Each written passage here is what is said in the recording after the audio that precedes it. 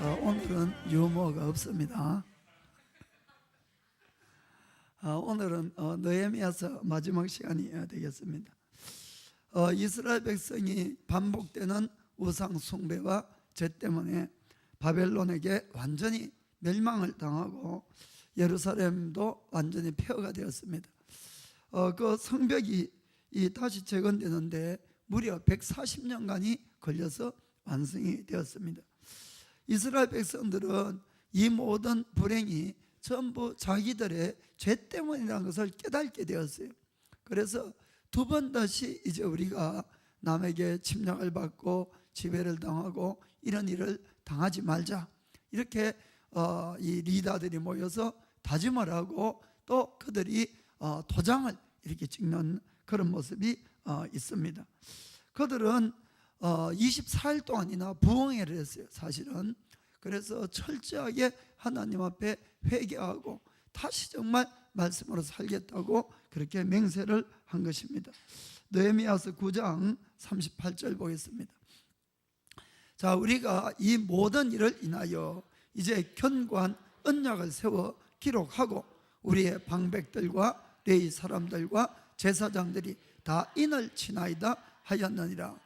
인치나 도장을 다 각자 찍었다. 자, 누가 찍었는가? 10장 1절부터 그 인친 자는 하가랴의 아들 방백, 느헤미야와 시드기야와 이렇게 쭉 수십 명의 사람의 이름이 이렇게 쭉 나옵니다. 그래서 그들이 동의를 해서 함께 이렇게 하자고 한 것들이 10장 이제 중간부터 마지막까지 나오는데, 그것을 요약하면은 내용은 그렇습니다. 첫 번째는 이방 사람, 안 믿는 사람은 절대로 결혼하지 말자. 그 두 번째가 안식일을 거룩하게 지키자. 세 번째가 하나님께 드린 모든 예배를 예물이지만 희생을 다 드리자. 그리고 네 번째가 모든 산물의 이 첫 열매는 하나님께 다 드리자. 그리고 다섯 번째가 11조를 반드시 드리자. 이런 것들이었습니다. 그래서 그들은 자기들의 이 모든 불행의 원인이 하나님의 말씀을 어기는 것에 있었기 때문에 이 말씀을 이제는 굳건하게 지켜가겠다고 그렇게 작정하고 실제로 회개하고 그렇게 시행을 했습니다. 그러자 하나님께서도 그들의 결심과 그들의 실행을 대단히 기뻐하시고 그들을 크게 축복하는 모습을 볼 수가 있습니다. 느헤미야서 12장 43절에 있습니다. 자, 이날에 무리가 크게 제사를 드리고 심히 즐거워하였으니 이는 하나님이 크게 즐거워하게 하셨음이라. 부녀와 어린 아이도 즐거워하였으므로 예루살렘에 즐거워하는 소리가 멀리 들렸느니라. 아멘. 정말 그들이 얼마나 기뻐했으면 모든 백성들이 그 소리가 멀리까지 갔다. 그 기쁜 것은 둘째 줄부터 보면은 이는 하나님이 크게 즐거워했기 때문이다, 이렇게 되어 있는 것입니다. 그래서 하나님의 말씀대로 바르게 우리가 결심하고 살아가기 시작하면은 하나님의 걸 또 기뻐 받아주시고 그때부터 복을 내린다는 것을 꼭 믿기를 주의 이름으로 축복합니다. 그런데 그들의 이와 같은 번성과 또 기쁨이 한 10년쯤 이렇게 되니까 또 이 백성 안에서 좋지 못한 징조들이 자꾸 나타나기 시작한 것입니다. 축복을 받아서 이제 모든 것들이 하나하나 잘 풀려갔습니다. 그러자 그들의 마음은 또 하나님으로부터 점점 떠나가기 시작하며 그들이 그렇게 맹세한 말씀들을 또 어겨가는 그런 모습을 볼 수가 있습니다. 그때 마침 그들에게 좋은 기회가 있는데 그것은 뭔가 하면은 느헤미야가 잠깐 이 페르시아를 가고 그 땅에 없었을 그런 때였습니다. 자, 13장 6절부터 9절까지 읽어보겠습니다. 그때에 내가 예루살렘에 있지 아니하였느니라.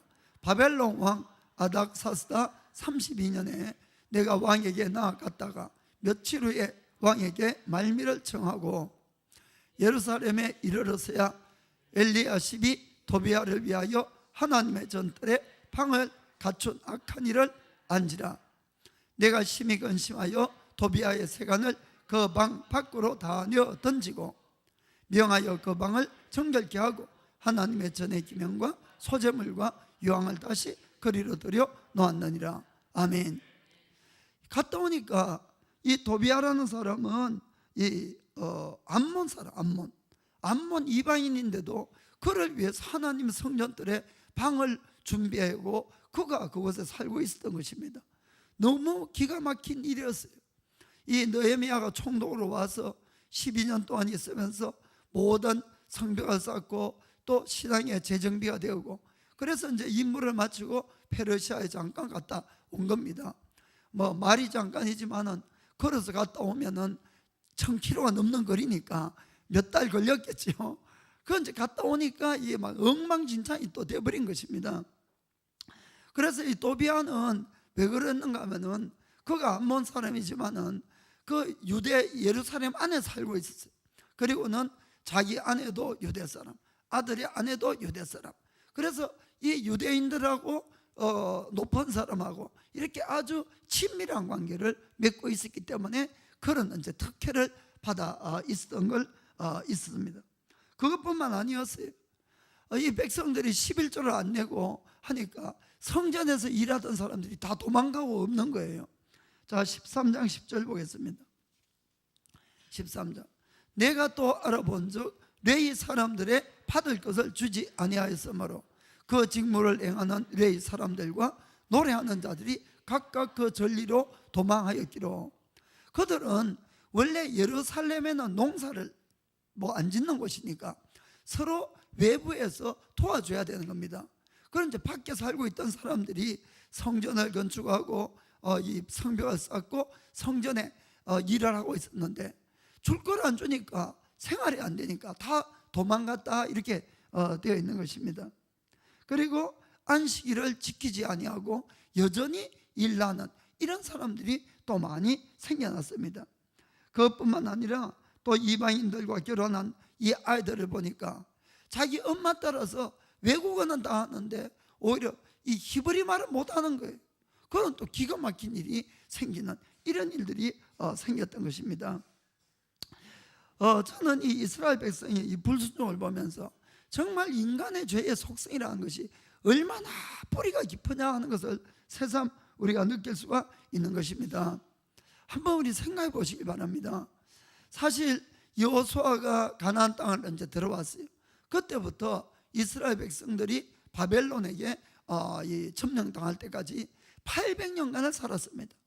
수없는 많은 불순종을 하고 악을 행해서 그때마다 하나님이 이방 사람들을 데려다가 징계를 했습니다. 그렇죠? 사사기나 이런 거 쭉 읽어보면 다 그렇습니다. 그럼 그때 좀 정신 차리는가 하면은 점점 더 심해지는 모습을 볼 수가 있습니다. 결국은 하나님께서도 참다가 마지막에는 바벨론을 들어서 아주 큰 징계를 내립니다.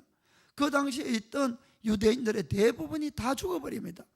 하나님을 위해서 세운 솔로몬의 그 성전도, 그 아름다운 성전도 완전히 다 파괴돼 버리고 예루살렘 성도 다 파괴돼 버리고 겨우 살아남은 몇몇 사람만 포로로 잡혀가서 살아남는 겁니다. 그리고는 그때부터 결국 돌아온 것은 70년 만에 돌아왔다 할지라도 새로 성이 재건된 것은 140년간이 걸렸어요. 얼마나 많은 세월을 고통을 당하고 어려움을 당하고 그걸 겪었냐 하는 그런 이야기입니다. 그래서 그들도 그 아픔과 이 슬픔, 치욕 이런 것들이 두 번 다시 이것을 우리가 이런 일을 당하지 말자 결심하고 하나님의 말씀을 다시 지키자고 그들이 결의하고 도장까지 다 찍었는데 10년 정도 편안하니까 다 잊어버리고 다시 악을 행하더라 이런 이야기입니다. 이해가 되십니까? 사실 이런 일들은 이스라엘 백성에게만 있는 것이 아니고 오늘날 우리 교회에서도 똑같은 일들이 많이 생기는 걸 우리가 볼 수가 있는 것입니다. 교회 와서 열심히 죽을 힘을 다해서 기도하는 사람들은 다 그런 건 아니지만은 대충 죽을 일이 생긴 사람들입니다. 죽을 병이 걸려서 도저히 뭐 병원에 가도 안 될 때라든지 뭐 사업이 망해가지고 뭐 빚이 산더미가 되어서 자기 힘으로는 뭐 도저히 할 수가 없고 그리고 가정이 파탄이 되든지 아이들이 뭐 잘못되든지 뭐 자원 또 내가 꼭 있어야 될 것이 없고 자녀를 못 낳고 뭐 어쨌든 이 세상에서 기대어서 해결할 수 없을 때 우리는 주로 와서 죽을 힘을 다해 기도를 합니다. 하나님은 참 신실하세요. 정말 그런 상황에서도 주님은 모든 걸 또 용서하시고 회복시켜 주십니다. 그러면 이제 그분은 그분대로 주일도 열심히 지키고 말씀대로 살려고 열심히 노력을 합니다. 그러면은 자기도 모르는 사이에 시간이 지나면서 점점 회복이 되면은 정말 그렇게 불가능할 것 같은 그 일들이 해결되는 것이에요. 내 마음에 기쁨이 오고 또 평강이 오고 이렇게 됩니다. 그런데 문제는 또 그 다음이다 이런 이야기입니다. 육적으로 환경적으로 모든 것이 편안해지고 잘 돼가면은 그 모든 일을 해주신 분이 하나님이심을 인정하고 더 잘 섬겨야 되는데 멀어진다는 것이죠. 이게 참 뭐라고 말할 수 있는 아이러니컬한 그런 이야기가 되는 것입니다. 그래서 뭐 10년이 아니라 1년 만에 뜬 사람도 많죠. 10년 같으면 뭐 오래 신앙생활 잘하는 거고, 정말 우리 교회만 하더라도 지금 오신 분들 다 이렇게 체크를 해서 다녔을 것 같으면 1000명도 더 됩니다, 여러분. 정말 1000명도 더 돼요. 다 어디 가셨는지 모르겠어요. 오실 때는 그렇게 힘들어서 이야기해서 같이 기도하고 같이 이렇게 해서 하나님의 은혜로 이렇게 회복이 되는데, 그것이 왜 그런가 하면은 제가 늘 여러분들에게 말씀드리는 것이 인간은 눈에 보이는 육으로만 되어 있는 것이 아니고 영과 혼과 육이 있다는 걸 늘 잘 기억을 해야 됩니다. 우리의 육의 욕심은, 우리의 육은 뭘로 만들어졌습니까? 이 세상에 있는 흙으로 만들어졌어요. 그렇기 때문에 이 세상 것을 너무나 사랑하는 것이에요. 내가 태어난 고향이니까. 그래서 육으로 만들어진 모든 것을, 흙으로 만들어진 모든 것, 세상에 난 모든 것을 너무나 사랑하고 그것을 갖기를 너무나 원하는 겁니다. 그럴 때는 우리의 영적인 것이 보이질 않아요. 영적인 것은 찾질 않습니다. 실제 생명은 그 안에 있는데 무슨 말인가 아시겠죠? 그러니까 육신의 것만 보이고 육신의 것만 찾는 그런 삶을 살다가 병이나 큰 문제가 생기면은 내 힘으로 도저히 할 수 없을 때, 그때 우리는 눈에 안 보이는 하나님을 찾기 시작한다는 것입니다. 그때 우리의 눈이나 마음이 영적으로 된다는 것이에요. 영적으로. 그러면은 우리의 영적으로 하나님을 찾고 정말 하나님 앞에 회개하고 이렇게 하면은 정말 주님은 신실하시고 주님은 우리를 사랑하시기 때문에 또 회복시켜 주십니다. 회복이 된다는 것은 주로 뭡니까? 우리의 육신의 문제지요. 육신의 환경이지요. 그러면 이게 회복되면은 그걸 회복시켜 주신 하나님께 감사하고 더 주님께 나아가야 되는데, 또 육신이 좋아지고 육신이 편안해지면은 뭐만 보이게 됩니까? 육신의 것만 보이죠. 은혜는 이제 알지요, 은혜는. 그런데 몸은 여기 나와 있어도 그 마음은 옛날 같지 않는 거예요. 그냥 형식적인 기도만 하고 형식적인 예배만 드리고, 이것을 하다 보니까 우리가 따지고 보면 육신과 이 영의 것이 늘 이것이 문제다 이런 이야기입니다. 강한 쪽이 항상 이기게 되어 있는 것이에요. 그러니까 힘들어지면은 또 영이 기도하고 영이 강해져서 이제 모든 문제를 해결해 가는데, 거기에 문제가 해결되면은 또 주님을 멀어지고, 이게 이제 반복되는 것입니다. 지난번에도 그래서 이제 우리가 하나님께 기도해서 회복이 되더라도 내가 그 이후에 바른 신앙생활 하는 것이 마치 내 인생을 손해보는 것처럼 이렇게 생각하는 사람들도 많이 있다 이런 이야기입니다. 그러나 절대로 그렇지 않다는 것을 이번 시간에 좀 꼭 깨닫기를 원합니다. 지난 시간에도 제가 말씀드렸지만은 사람과 동물은 정말 다릅니다. 뭐가 다르냐? 사람은 영적인 존재라는 것을 꼭 기억을 하셔야 됩니다. 예를 들어서 동물은 동물로 태어나서 동물로 살다가 동물로 죽습니다. 무슨 말이냐면은 개가 개로 태어나서 개로 살다가 개로 죽습니다. 개가 절대로 개로 태어났는데 사람이 되거나 원숭이가 되거나 다른 걸로 돼서 살다가 죽고 이런 일은 없어요. 그렇죠? 고양이는 고양이로 태어나서 고양이로 살다가 고양이로 죽습니다. 그러나 사람만큼은 다르다는 걸 잘 아셔야 돼요. 이게 바로 영적인 존재다는 뜻입니다.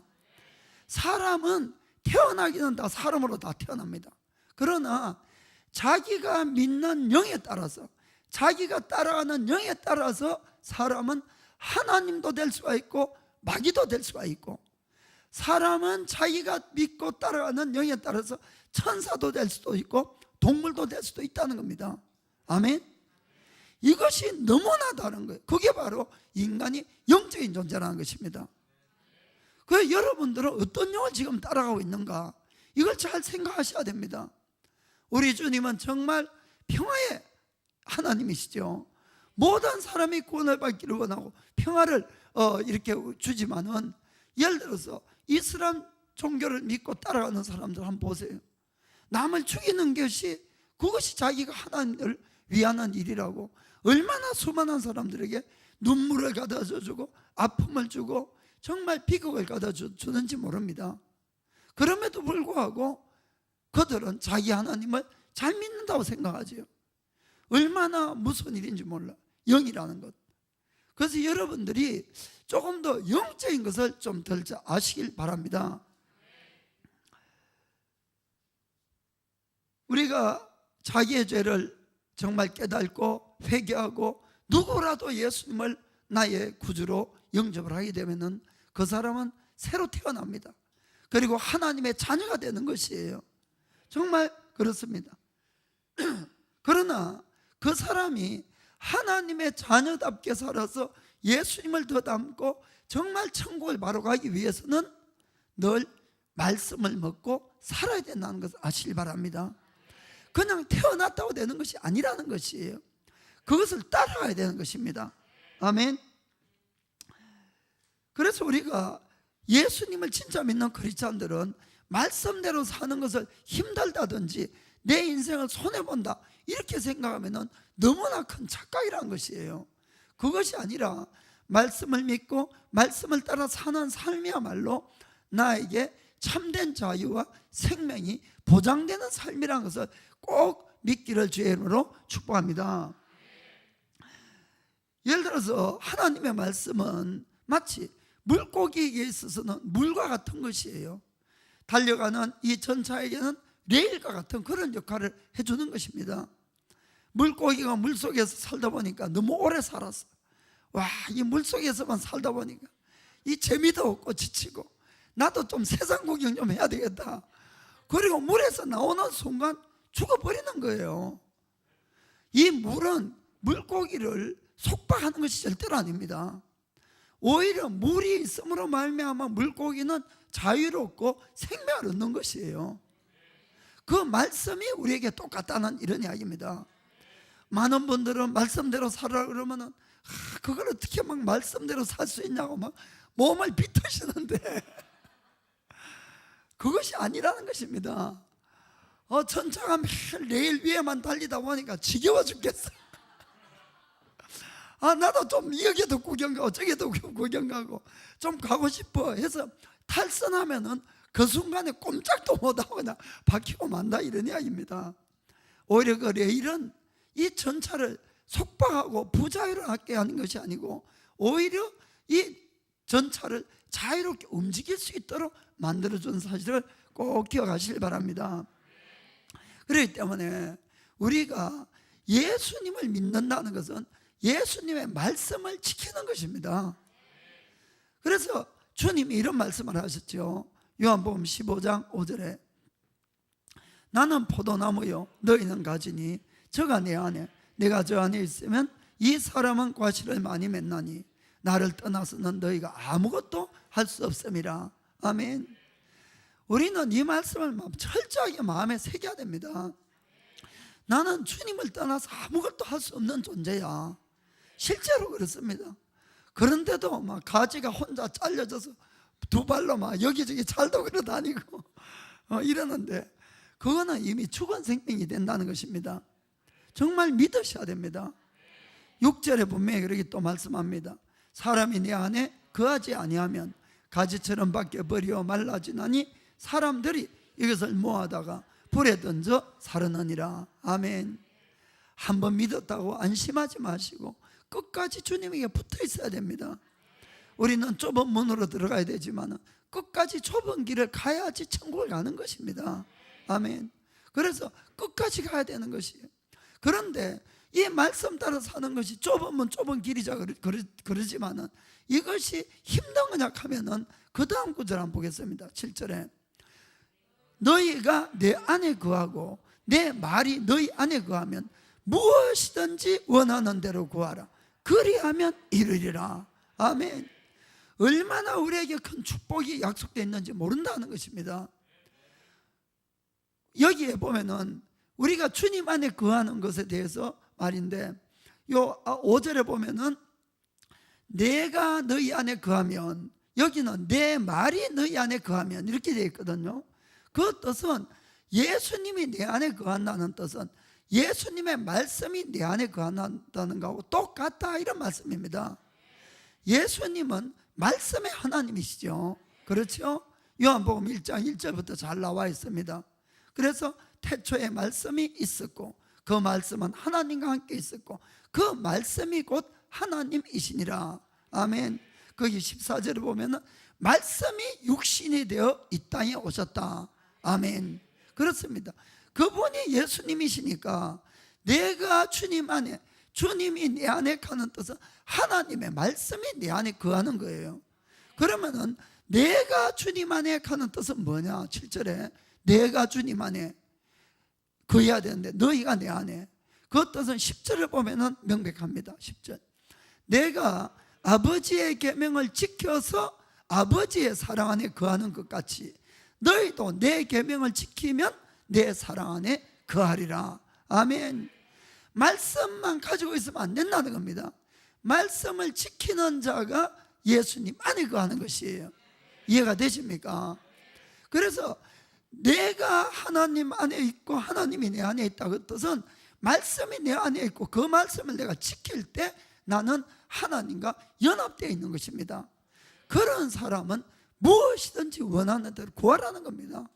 반드시 이루어 주신다고 말씀하는 겁니다. 사랑하는 성도 여러분, 예수님을 진정으로 사랑하십니까? 예, 아멘 다 하셨어요. 그러면은 우리가 14장 요한복음 21절 말씀 보겠습니다. 나의 계명을 가지고 지키는 자라야 나를 사랑하는 자니 나를 사랑하는 자는 내 아버지께 사랑을 받을 것이요 나도 그를 사랑하여 그에게 나를 나타내리라. 아멘. 우리는 하나님께 사랑받기를 원하고 하나님 나를 통해서 일해 주시고 나를 통해서 나타나 달라고 이야기를 합니다. 그럼 간단합니다. 사실은 주님의 계명을 지키는 겁니다. 아멘. 주님의 계명을 가지고 지켜야지 나를 사랑하는 자로 인정한다는 겁니다. 그렇죠? 예수님 사랑합니다. 그러나 나 말씀은 지키기 싫어요. 이건 없다는 거예요. 여러분 가끔 있잖아요. 그런 분들 말씀은 지키기 싫고 주님 사랑하고 주님 나 사랑해 달라 그러고 날 통해서 역사해 달라 그러고, 그러면 말씀을 지켜야 된다는 겁니다. 23절에는 예수께서 대답하여 가라사대 사람이 나를 사랑하면 내 말을 지키리니 내 아버지께서 저를 사랑하실 것이요 우리가 저에게 와서 거처를 저와 함께 하리라. 아멘. 거듭 주의 말씀을 지키는 것이 바로 사랑하는 거고 그것이 하나님과 동행하는 비결이 된다고 말씀합니다. 24절에는 나를 사랑하지 아니하는 자는 내 말을 지키지 아니하나니. 아멘. 주님은 결국은 뭡니까? 주님을 진실로 사랑하고 사랑하지 않는 것을 무엇으로 판단합니까? 주의 말씀을 지키는가 지키지 않는가, 이것에 달려있다고 명백하게 기록해 놓은 것이에요. 내가 아무리 입으로 주님 사랑합니다 뭘 합니다 해도 말씀을 안 지키면 사실은 사랑하는 것으로 안 여겨준다는 것을 꼭 기억하시길 바랍니다. 그렇기 때문에 정말 내가 크리스천이라면은 말씀을 지키는 것을 기뻐해야 됩니다. 그것이 나를 진정 자유롭게 하고 나를 축복하는 그 길이기 때문에. 그렇죠? 그렇지만은 정말 크리스찬이라도 하나님 말씀 지키기 싫을 때 있습니까? 없습니까? 좀 위선하시네요. 있지요. 왜 없어요? 저도 있는데. 그리고 내 마음대로 좀 홀월 다 털고 살고 싶어. 있잖아요. 그럴 때 우리가 왜 그렇게 되는가를 좀 잘 알아야 됩니다. 그건 제가 늘 말하는 게 영혼육이라 그랬죠. 그게 분명히 내 속에서 나왔어요. 내 속에서. 그러나 그 뿌리가 어디에 있는가를 잘 봐야 됩니다. 그거는 나의 영에서 나온 것이 아니고 나의 육에서 나왔다는 겁니다. 나의 육신의 사람, 나의 옛사람이 그런 마음을 늘 가져오는 것이에요. 말씀 따라 지키기 싫고 세상 따라가고 싶고 이것저것도 즐기고 싶은 거는 전부 그 뿌리가 나의 육신의 사람에서 그 생각들이 다 나온 것이에요. 이해가 되십니까? 육은 결국 이 땅에 다 버려주고 놓아두고 가야 됩니다. 내가 영원히 사는 것은 나의 속사람, 내가 거듭난 사람, 나의 영의 사람. 아멘. 그 사람에게서 나와야 되는데 육신에서 나온 것이에요. 그러니까 성경은 너희가 육신대로 따라 살면 반드시 죽는다고 되어 있습니다. 영의 사람이 되어서 영의 사람으로 육을 누려야만이 산다고 이렇게 되어 있는 것이에요. 그래서 여러분들이 이제 생각이 올라오고 욕망이 올라올 때마다 좀 구분을 하셔야 된다 이런 이야기입니다. 이제는 이기려면은 자꾸 내가 막 하고 싶어 미치겠어 이러고 들컥하지 마시고, 그런 생각이 날 때마다 이게 어디서 났는가를 보시라 이런 이야기입니다. 나의 영에서 나온 건지 나의 육에서 나온 건지. 그러면은 차분해지고 이길 수가 있다 이런 이야기예요. 그래서 이것이 나의 육에서 나온 것 같으면은 하나님 앞에 도와달라고 우리가 청구를 해야 됩니다. 주님, 정말 나 미칠 것 같아요. 미치기 전에 나 좀 도와달라고. 도와주십니다. 도와주세요. 아멘. 그래, 로마서 8장 5절 6절 읽어봅시다. 로마서 8장 5절 6절. 육신을 쫓는 자는 육신의 일을, 영을 쫓는 자는 영의 일을 생각하나니. 6절에 육신의 생각은 사망이요 영의 생각은 생명과 평안이라. 아멘.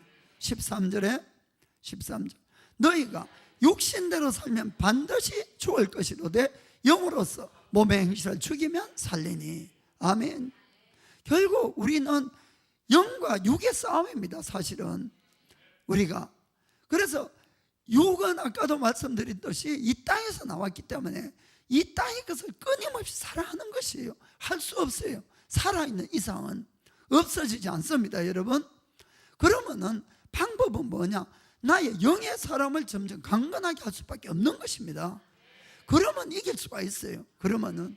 그래서 내 속에서 자꾸 이런 것들이 와서 나를 흔든다고 너무 절망하지 마시고, 그래 아직도 내가 육신이 약하다, 이 육신의 생각에 내가 말리는구나.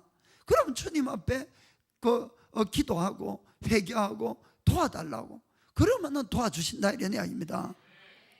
그래 14절에 보면은 무릇 하나님의 영으로 인도함을 받는 그들은 곧 하나님의 아들이라. 아멘. 내가 정말 참된 하나님의 아들로 살아가기 위해서는 성령님의 인도를 늘 받아야 된다는 겁니다.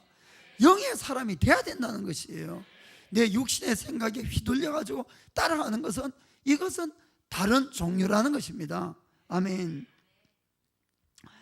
정말 여러분들이 너 성령님을 따라가서 말씀을 따라 사는 것이 기뻐요. 그러면은 말씀을 따라서 하나님의 일을 하는 것이 기뻐지는 것입니다. 그렇게 해서 정말 참된 하나님의 자녀들이 되기를 주의 이름으로 축복합니다. 이 페르시아에 갔다가 돌아온 느헤미야는 이 이스라엘 백성의 또 범죄하고 하는 이 모든 것에 실망만 하고 있는 것이 아니라 다시 개혁을 시작합니다. 그렇다고 개혁을 한다고 어떠한 새로운 안건을 내서 개혁을 하는 것이 아니고 12년 전에 그들이 같이 마음을 하나로 해서 이 말씀은 꼭 지켜가자 하는 것들을 다시 한번 지킬 수 있도록 이렇게 그들을 고쳐가는 모습을 볼 수가 있습니다. 그래서 오늘은 그 시간은 뭐 좀 흘렀기 때문에 짧게 보면서 과연 나는 이 말씀들을 어떻게 지키고 있는지 한번 점검해 보시길 바랍니다. 첫 번째는 이 이방인, 즉 하나님을 믿지 않는 사람과는 결혼을 하지 말아라는 것입니다. 저는 결혼하기 전에 예수님을 믿지 않았습니다. 그래 이제 처음에 이렇게 여동생에게 소개를 받았는데 그래 한 1년 이상 이제 이렇게 펜팔로 좀 주고받고 이렇게 하다가 만났어요. 그래서 제가 이제 처음 인사하러 갔는데 자기 집에는 그 이제 장모님이 이 예수님을 계속 믿어오니까 예수님을 안 믿으면 결혼을 못 시킨다는 거예요. 정말 원한다면 교회를 가서 예수님 믿고 세례까지 적어도 받아야지 결혼을 할 수 있다고 말씀을 하시는 거예요. 그래서 제가 왜 결혼에 종교 문제를 가져옵니까? 도저히 이해가 안 됐어요. 이게 종교 문제가.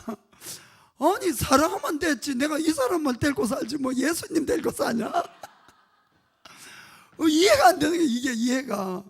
그렇지만은 저는 꼭 결혼을 하고 싶고 그래 제가 이제 할 수 없이 막 성락을 했죠. 그건 이제 결혼을 했어요. 정말 감사하게. 그런데 그때부터 이제 더 문제인 거예요. 사사건 저는 완전 세상 사람이니까 모든 가치관이 세상적인 가치관이고 말도 그렇고 행동도 그렇고 뭐 모든 게 다 그렇고 그래서 저분은 믿음은 없었지만은 어릴 적부터 교회를 다녀가지고는 그래서 성경적인 가치관으로 이야기를 하는 거예요. 그러니까 이 사사건건 부딪히잖아요. 누가 신혼이 달콤하다 그랬습니까? 막 저희들은 완전 최악이에요, 최악. 우아하게 좀 좋은 데 가서 오차 한잔 마시자고 또 앉아서 마시면은 또 이야기 대화를 해야죠. 대화만 하면 싸우는 거예요. 이게 부딪히는 거예요. 의견이 안 맞으니까.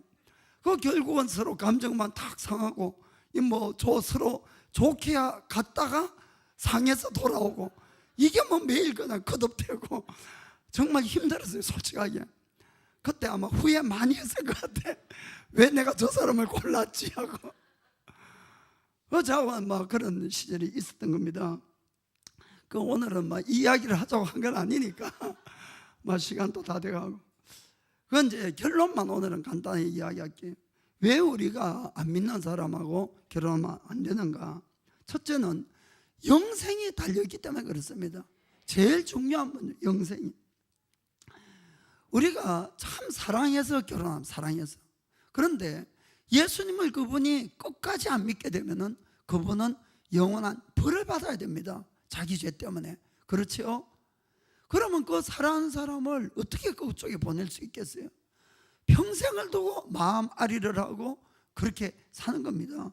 그것뿐만 아니라 자녀를 낳게 되면 눈에 넣어도 아프지 않는 이 자녀들. 그런데 엄마가 이야기하는 하나님이 다르고 아버지가 이야기하는 하나님이 다르면 누구를 믿고 따라야 되느냐? 이 아이들이 얼마나 곤란한지 모른다. 믿음을 바로 세워가기가 이해가 됩니까? 정말 사랑하는 아들이 이 구원받을 수 있는 확률이 얼마나 떨어지는지 모른다 이런 이야기죠. 그것뿐만 아니고 사실은 믿는 사람과 안 믿는 사람이 결혼했을 때에 누구의 영향력이 더 커질까 하는 이야기입니다. 믿는 사람과 안 믿는 사람이. 안 믿는 사람 영향력이 훨씬 큰 겁니다. 믿는 사람은 위에 있는 사람과 같아요. 위에서 이제 천국에서 손을 잡고 땡겨 올리는 사람이고 안 믿는 사람은 밑에서 끌어 당기는 사람이고 당연히 위에 사람이 떨어지죠. 당기면은 위에서 밑에 사람을 끌어올리려고 그러면 몇 배의 힘과 능력이 필요하다는 거예요. 아멘. 저희 교회는 성공하신 분이 몇 명 계시는데 정말 대단하십니다. 그렇습니다. 그래서 하나님이 사실은 이스라엘 백성들에게 끊임없이 이방인과 안 믿는 사람을 결혼하지 말라는 것은 믿는 그들조차도 믿음에서 떨어질까 그것을 염려한 겁니다. 그것 때문에 그런 거예요. 그러나 이스라엘 역사를 보면은 그걸 어길 때마다 그들은 우상 숭배를 했고 결국 믿음에서 떨어진 것을 볼 수가 있습니다. 개 중에 어떤 분 그럴 거예요. 속으로 아이고 목사님 그래도 이 교회 앞만 둘러봐도 신차는 것밖에 없는데 누구하고 결혼하란 말입니까? 똑똑한 사람은 다 밖에 있고 그러고는 이제 나는 밖에서 똑똑한 사람 딱 잡아가지고 그 사람 전도해서 잘 믿게 해서 행복한 가정 꾸리겠습니다. 이렇게 마음먹는 사람이 있거든요. 여러분 과연 그게 가능할까요? 그 느헤미야가 그래서 그 일을 미리 알고 이 백성들에게 이 경고를 하는데 누굴 예를 듣는가 하면은 이 이방인과의 결혼의 위험성에 대해서 솔로몬 왕의 이야기를 하는 겁니다. 자, 13장 26절 느헤미야서 13, 26. 또 이러기를 옛적에 이스라엘 왕 솔로몬이 이 일로 범죄하지 아니하였느냐. 저는 열국 중에 비길 왕이 없이 하나님의 사랑을 입은 자라. 하나님이 저로 왕을 삼아 온 이스라엘 다스리게 하셨으나 이방 여인이 저로 범죄케 하였나니. 아멘. 솔로몬은 정말 부와 영화가 극에 달했다 이렇게 표현하고 있죠. 그런데 그 솔로몬은 젊었을 때 아주 경건한 사람이었어요. 잠언의 대부분을 누가 기록했습니까? 솔로몬이죠. 역대서에 보면은 잠언 3천을 기록했다 이렇게 적혀 있어요. 그런 솔로몬이 이방 여인들을 아주 사랑했던 겁니다. 그래서 많은 아내를 구했어요. 이방 사람. 솔로몬은 자기 지혜와 힘을 믿었을 수도 있어요. 그들을 아내로 구해서 그들에게 하나님을 소개하고 하나님을 잘 믿게 해야지. 그러나 결과적으로 어떻게 됐습니까? 솔로몬이 이겼습니까? 이방 여인들이 이겼습니까? 이방 여인들이 다 이긴 것이에요. 결국 솔로몬 말년에 모든 이방 신들을 섬기는 걸 허용하고 우상숭배시키고 하나님이 아주 진노하셔가지고 그것 때문에 나라가 두 쪽으로 갈라지는 그런 비극적인 역사를 만들게 된 겁니다. 아멘. 그래서 우리는 나를 과신하면 안 됩니다. 내 믿음을 우리가 조심해서 우리가 이 결혼이라는 것을 우리가 준비를 해야 된다 이런 이야기죠. 솔로몬조차도 결국 이방 여인을 맞아들여서 믿음에 실패한 것을 우리는 볼 수가 있는 것입니다. 또 하나 왜 안 믿는 사람하고 결혼하는 것이 안 좋은가?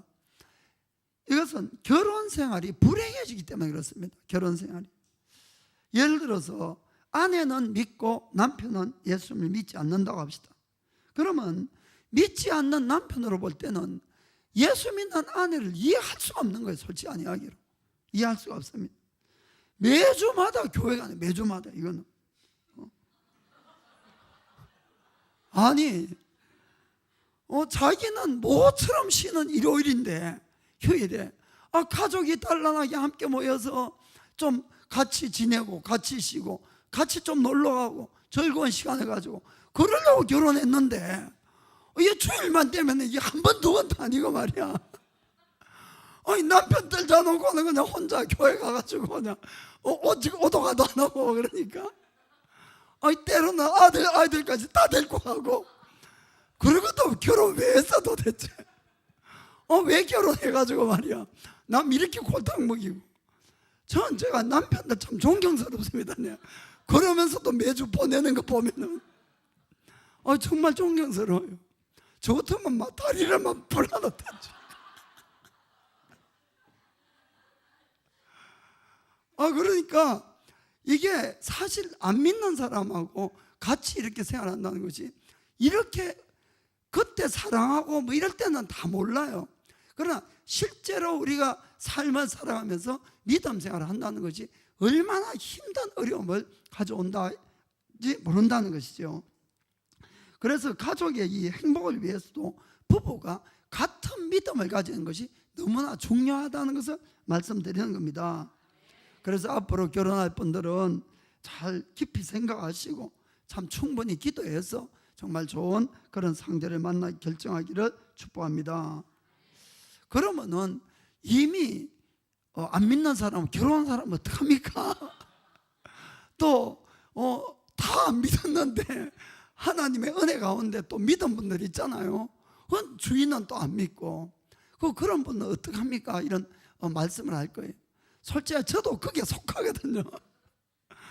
사실은 하나님의 은혜밖에 없어요. 하나님의 은혜밖에. 우리가 하나님을 잘 보면은 하나님은 모든 사람을 구원하기를 원합니다. 모든 사람을. 그래서 먼저 택함을 받고 먼저 믿는 사람에게는 고난이 많이 따라요, 사실은. 그러나 그분들은 그 집안을 구원하기 위한 아브라함으로 부름을 받았다는 사실을 꼭 믿으시기 바랍니다. 결국 안 믿어왔던 모든 힘든 십자가를 내가 지고 가야 된다고 믿으셔야 되는 것이에요. 그래서 고난이 많아요. 실제로 안 믿는 집에서 누군가가 믿게 되면은 마귀도 가만히 안 두니까, 사실은 영적으로는. 근데 너무 마귀하면 겁먹을까 싶어서 그건 실제로 그런 거예요. 그래서 대대로 잘 믿어오는 집안은 큰 풍파가 없는 이유도 대적할 것들은 다 떠나가고 이래서 그런 것도 있습니다. 그러나 아무튼 간에 하나님의 계획은 모든 사람이 구원을 받는 것인데, 보장은 없지만은 그러나 우리가 말씀을 믿고 기도하는 수밖에 없습니다. 우리 집안에 은혜를 달라고. 사도행전 16장 31절 보면은 주 예수를 믿어라, 그리하면 너와 내 집이 구원을 얻으리라. 아멘. 주님을 믿으면 너뿐만 아니라 너의 집안도 구원을 받는다. 이 약속을 굳게 믿고 기도하는 수밖에 없어요. 그러면 하나님께서는 우리의 그 깨지고 상한 마음을 아주 불쌍히 여기시고 하나님이 역사해 주시는 겁니다. 끝까지 기도로 승리하기를 축복합니다. 두 번째는 안식일. 지금은 이제 일요일을 우리가 안식일로 지키는데, 안식일을 반드시 지키자는 겁니다. 우리가 안식이라는 뜻은 쉰다는 뜻이에요. 쉰다. 사람은 기계가 아니기 때문에 365일 계속 일하고 이렇게 살 수는 없습니다. 그래서 6일간은 열심히 일을 하고 7일째는 하나님이 안식하라고 말씀했습니다. 성경 말씀에는 그날은 노예들도 다 쉬게 합니다. 그렇죠?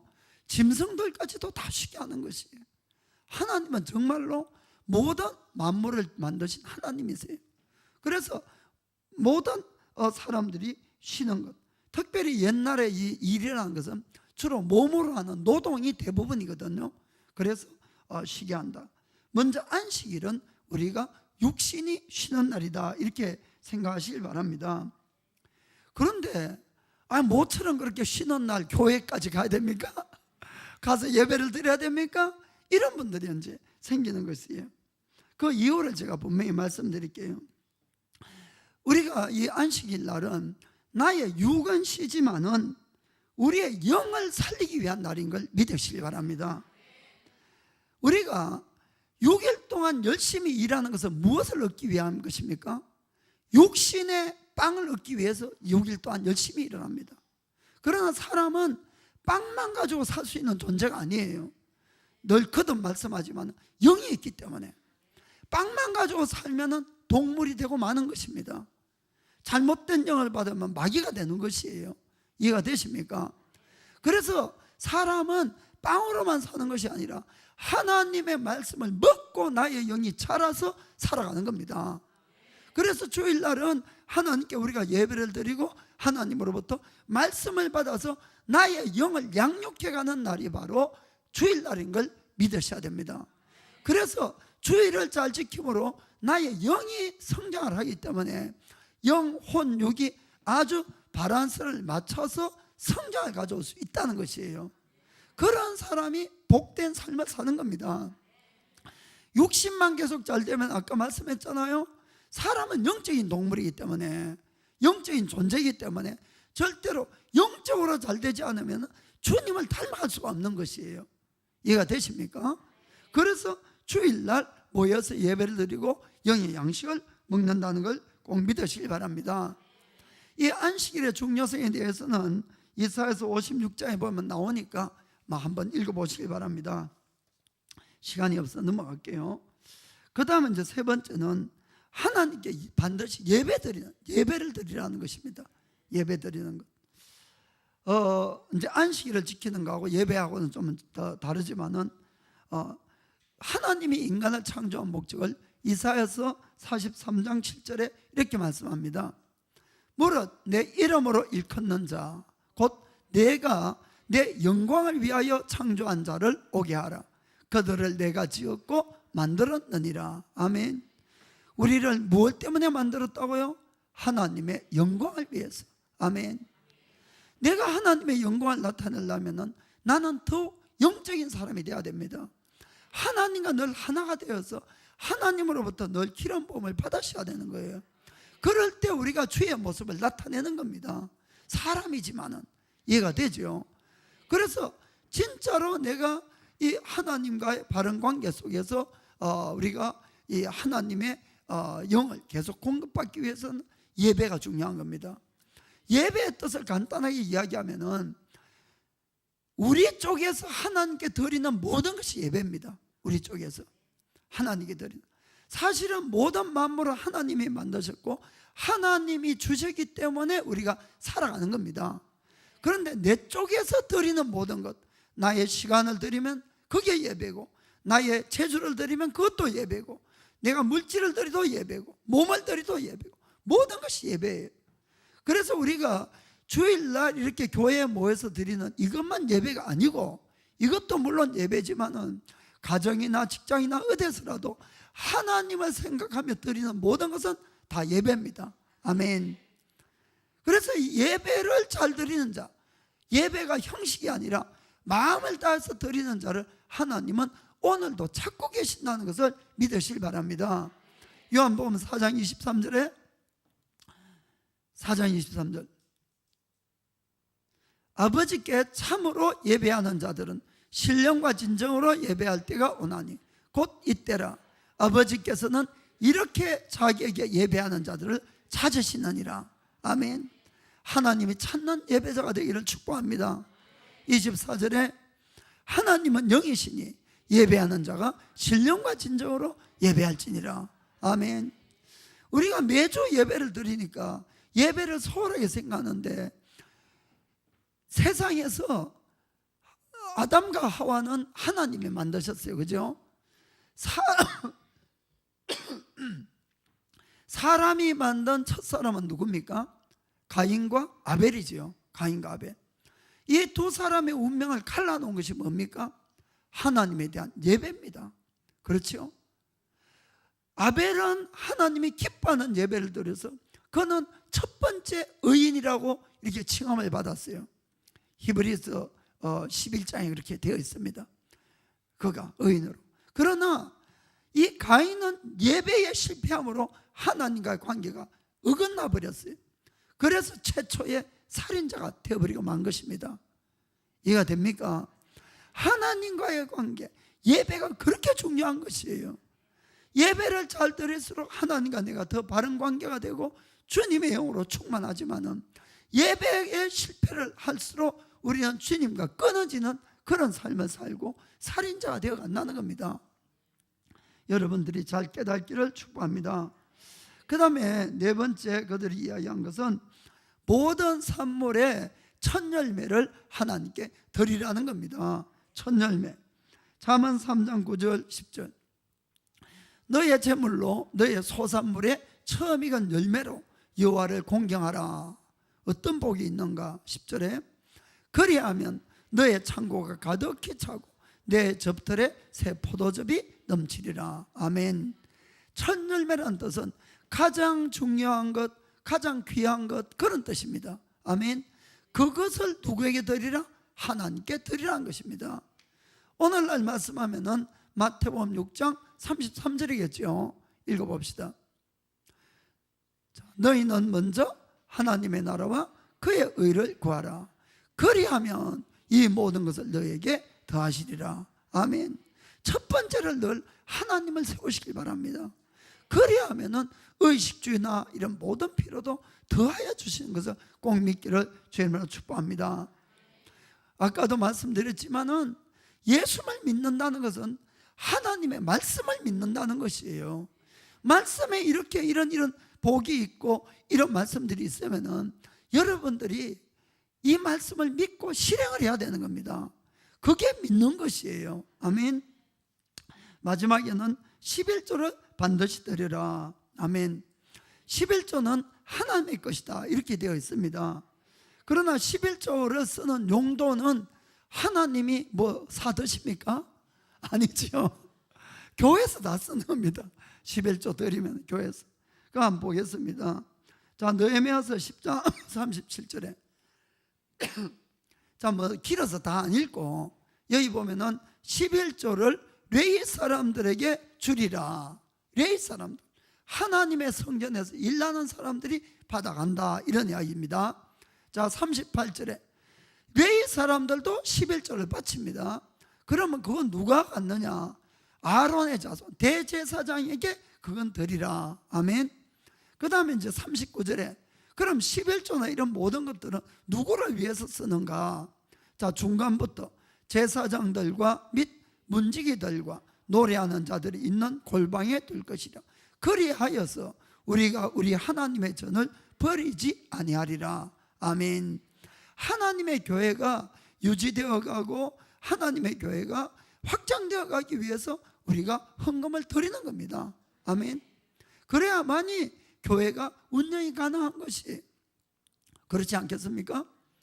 그래서 우리가 헌금을 드리는 것은 정말 주님의 나라를 위해서 사용되는 겁니다.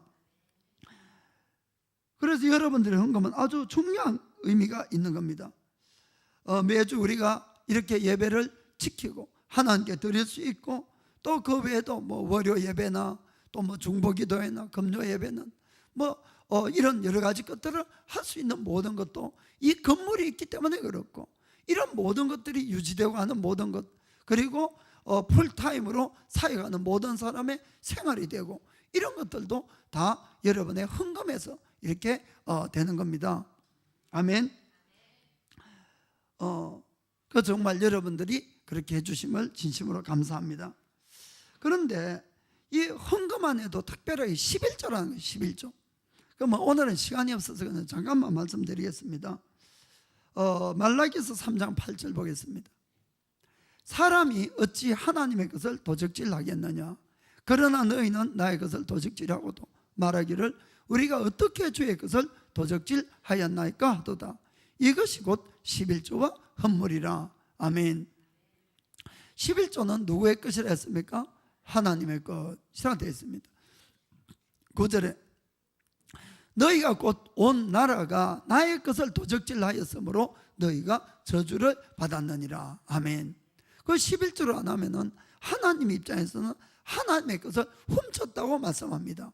그리고 그것 때문에 너희들 저주가 임한다 이렇게 말씀을 하는 것이에요. 그러면서 11조에 대한 또 축복을 말씀합니다. 10절에 만군의 여호와가 이르노라 너희의 온전한 11조를 창고에 들려 나의 집에 양식이 있게 하고 그것으로 나를 시험하여 내가 하늘 문을 열고 너희에게 복을 쌓을 곳이 없도록 붙지 아니하나 보라. 아멘. 하나님이 얼마나 자신 있게 있으시면은 11조를 나를 한번 시험해 보라 이렇게 말씀하는 겁니다. 사실 우리가 열심히 일하고 애들 뭐 공부 열심히 하라 하는 것도 솔직히 해봅시다. 뭐 때문에 합니까? 돈 때문에. 그렇죠? 우리 교회는 막 그런 사람 한 사람도 없으니까 죄송합니다. 돈 때문에 이제 세상 사람들 그런데 10분의 1이 얼마나 큽니까? 그래 하나님 한번 시험해보라 이렇게 말씀하시는 것이에요. 아멘. 저는 여기에 대해서 간증할 것 같으면 참 많은 간증이 있습니다. 뭐 시간이 없으니까 제가 예수 믿고 저는 바로 11조를 했어요. 11조. 그는 11조 어디 있는지도 몰랐지만 했어요. 그냥 계속 했는데 어느 날 제가 이제 어느 분의 그 간증을 듣고는 그래 나도 하나님 영광 위해서 그러면 한번 하나님한테 11조를 10배로 좀 한번 늘려달라고 기도해야 되겠다. 그런 이제 제가 주님 영광에 있었을 테니까 10배로 되게 해달라고. 솔직히 기도 딱 2번 하고 그만뒀습니다. 그 일이 어떻게 일어날까 제가 믿음이 안 생겨가지고 그만뒀는데, 하나님은 다 들으시고 신실하게 딱 3년 뒤에 정말 10배가 넘었어요. 제 수입이. 정말 놀라운 일입니다. 여러분, 배로 되는 것도 어려워요 사실. 그런데 10배가 된다는 거, 이건 진짜 좀 기적적인 일이 아니면 안 되잖아요. 그런데 그런 일이 있어서 와, 하나님 정말 대단하다. 저도 어느 날 생각해 보니까 계산을 해봤어요. 제가 그 생각이 나서 그 10배도 더 되는 거예요. 너무나 놀랐어요 제가. 그런데 이제 그 뒤에 떠밀려가지고 제가 이제 목회를 했는데, 하나님은 부자신데 나는 지금 이 골방에 앉아서 뭘 하는지. 제가 이제 기도를 했습니다. 정말 개척교회 진짜 한 10조는 되겠다 그러고, 거기 이제 그 교회에서 아무도 없는 데서 기도하면서 제 주님, 정말 주님이 부자시고 하나님의 진짜 영광을 위해서도 이 교회가 앞으로 필요에 따라서 필요는 채워주시고 풍성하게 해달라고 이렇게 기도를 하니까, 그때 주의 말씀이 헌금의 모든 11조를 해서 너희 교회 쓰지 말고 다른 교회나 다른 곳으로 보내라는 거예요. 여러분 쉽습니까? 개척교회에. 그래서 저는 했어요. 왜냐하면 11조 맛을 봤으니까. 사실은 그런 일이 있었어요. 그러자 이 교회의 필요에 대해서는 정말 하나님 신실하시게 넘치게 항상 채워주셨어요. 오늘날까지. 그래서 저희 교회는 늘 도울 수 있는 돈이 항상 있어요. 항상. 그래서 사실 그건 주보에 적어놨지만은 이번 이제 필리핀 가니까 거기 선교센터를 건립을 하자 그 운동을 하고 있더라고요. 그래서 이제 1,000만 원 100교회 이렇게 그 한국 돈 10억이거든요. 그래서 이제 그 모집을 하는데 저희 교회도 손을 번쩍 들고, 그분들에게 말씀드린 건 아니고, 그래서 그냥 바로 보냈어요. 왜냐하면 항상 있으니까. 11조로 항상 있잖아요. 아멘. 그래서 우리가 이런 좋은 일을 쓸 수가 있는 것입니다. 제가 오늘 말씀드리고자 하는 것은 하나님의 말씀입니다. 우리는 예수님을 사랑하고 믿는다고 하지만은 말씀을 지키는 걸 참 어려워하는 것이에요. 이런 말씀들, 부담되는 말씀, 이런 것들이 있으면은 기피하고 하는데, 아까도 말씀드렸지만은 말씀은 우리를 얽매이는 것이 아니고 자유롭게 하고 생명을 주시고 풍성하기 위해서 있다는 걸 꼭 믿으시기 바랍니다. 그래서 우리가 이 신앙의 개혁은 한 번 하면 되는 것이 아니고 매일매일 나의 믿음이 말씀 위에 서 있는가를 점검해 봐야 됩니다. 매일같이 잘못된 것이 있으면 개혁을 해 가야만이 온전하게 우리가 주님께로 다가갈 수 있다는 걸 믿으시기 바랍니다. 정말 하나님의 말씀을 끝까지 여러분들이 잘 지켜셔서 정말 누구라도 복되고 정말 멋진 인생을 가치 있는 그런 삶을 살게 되기를 주님의 이름으로 축복합니다. 기도하겠습니다.